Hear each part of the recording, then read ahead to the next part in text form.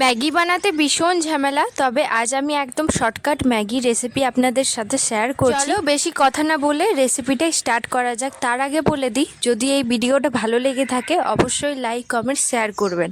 তো পুরো ভিডিওটা দেখার পরে এদিকে 2 প্যাকেট ম্যাগি নিয়েছি, ওটার মধ্যে যে মশলাগুলো সেটা কিন্তু বের করে নেব।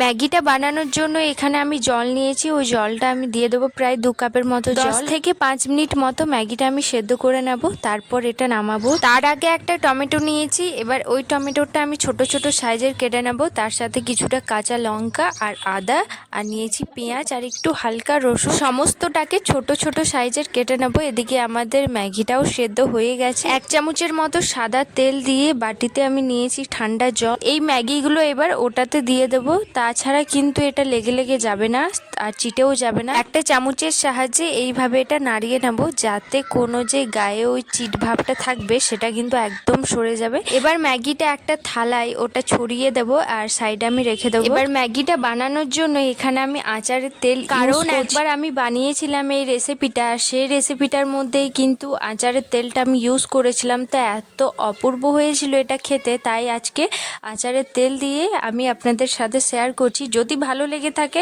অবশ্যই বানাবেন, ওটাতে কোনো অসুবিধা নেই। সাদা তেল বা সর্ষের তেল বা ঘি দিয়ে আপনারা বানাতেই পারেন। তারপর ওই আচারের তেলের মধ্যে একটু আমি জিরে দিয়ে সমস্ত সবজিগুলো যে আমি কেটে রেখেছিলাম, যেমন আদা, রসুন, পেঁয়াজ, টমেটো, লঙ্কা, ওই সবগুলো যে কেটে রেখেছিলাম, এবার ওটার মধ্যে দিয়ে হালকা লবণ আর হালকা হলুদ দিয়ে ওটা একটু ভাজা ভাজা করে নিলাম।